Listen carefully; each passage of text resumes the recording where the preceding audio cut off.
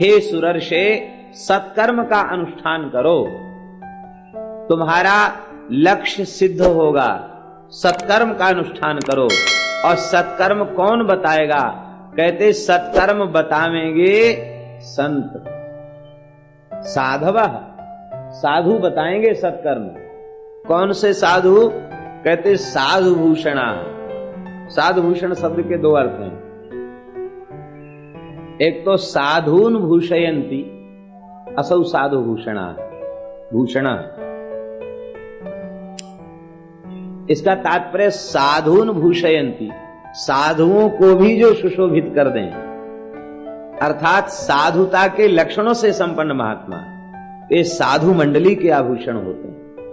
दूसरा अर्थ है साधुता ही जिनका आभूषण है, साधुता ही जिनका आभूषण है, ऐसे साधुभूषण महात्मा ही बताएंगे कि सत्कर्म क्या है।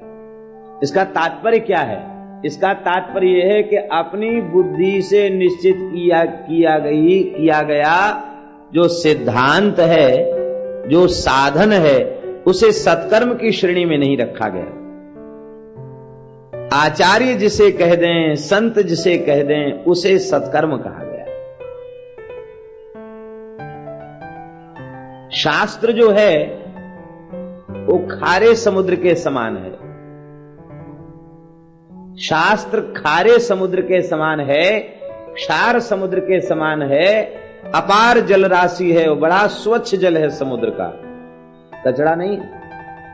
क्योंकि कोई भी वस्तु अपने में रखता ही नहीं समुद्र, सब बाहर फेंक देता है, स्वच्छ जल रहता है समुद्र का। लेकिन वह अपार जल राशि भी किसी प्यासे की प्यास को बुझाने में समर्थ नहीं है। श्रद्धा पूर्वक 4-6 चुल्लू आचमन भी आपने कर लिया तो जब तक पेट से बाहर नहीं निकल जाएगा तब तक चैन नहीं मिलेगा। बार बार शौच की इच्छा होगी, स्नान बनाना पड़ेगा बार बार। ये ऐसा जल होता समुद्र का, खारा जल है।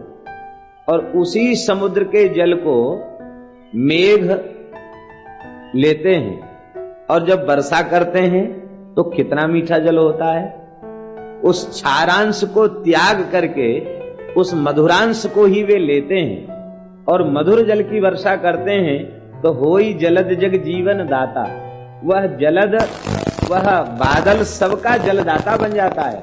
तो ऐसे ही यह शास्त्र तो खारे समुद्र के समान है और ये संत महापुरुष ये बादल के समान है।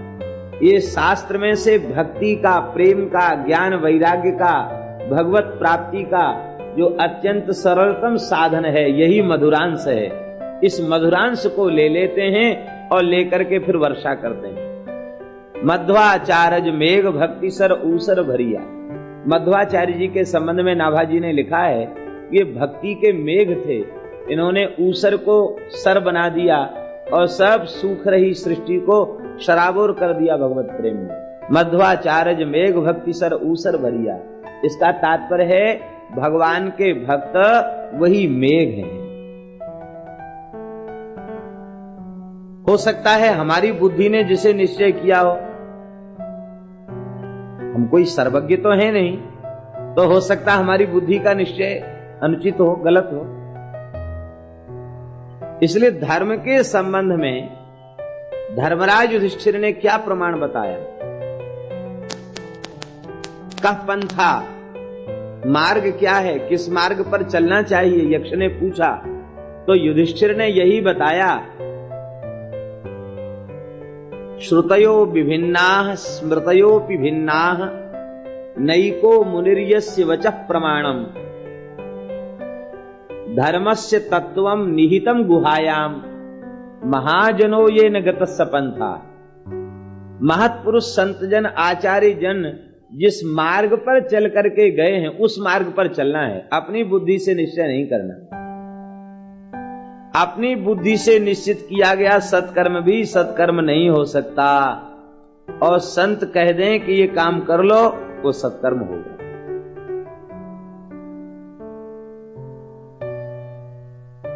तो भगवान संतों के पास पूछने के लिए मैं गया तो कोई महात्मा तो मौनी हो गए, कोई आश्रम छोड़ के चले गए, तब हमने निश्चय किया कि चलो बद्रीनारायण में तप करके इस प्रश्न का समाधान खोजेंगे।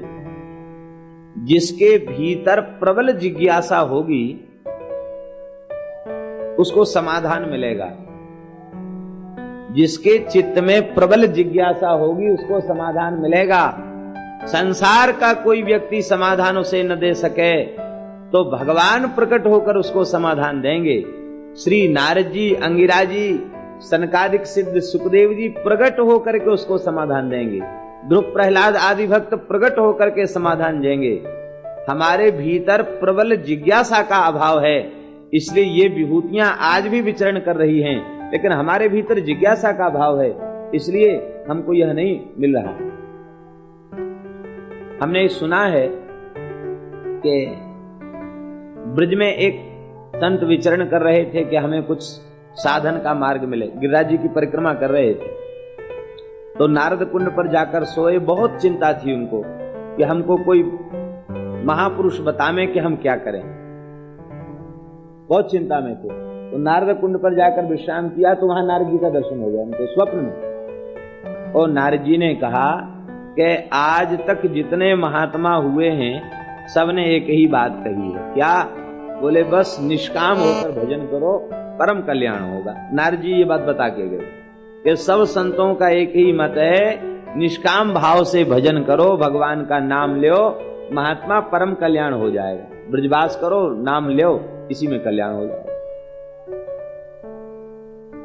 तो प्रबल जिज्ञासा होगी तो ये महापुरुष आज भी विराजमान है, ये प्रकट होकर के दर्शन देंगे और इनके द्वारा हमें समाधान भी प्राप्त होगा। बहुत से ऐसे इतिहास प्रसिद्ध हैं जहां संतों को, जिज्ञासुओं को महापुरुषों ने प्रकट होकर के उन्हें समाधान प्रदान किया। नारद जी के भीतर प्रबल जिज्ञासा है, इसलिए नारद जी को पूर्ण समाधान प्राप्त हुआ। सनकादिक गदगद हो गए और सनकादिकों ने कहा कि हे नारद जी, वस्तुतः आप धन्यवाद देने के योग्य हैं, क्योंकि समस्त जीवों को भगवान की भक्ति प्रदान कराना चाहते हैं। सबके हृदय में ज्ञान वैराग्य पुष्ट हो जाएं, भक्ति के कष्ट की निवृत्ति आप चाहते हैं, इसलिए निश्चित ही आप बड़े भाग्यशाली हैं। अहो नारद धन्योसी विरक्ता नाम शिरोमणि, सदा श्री कृष्ण दासा नाम अग्रणीर योग भास्कर। हे नारद जी, आप धन्यवाद देने के योग्य हैं। आप विरक्तों के शिरोमणि हैं, भगवान के दासों में आप अग्रगण्य हैं और योग भास्कर हैं। योग को आप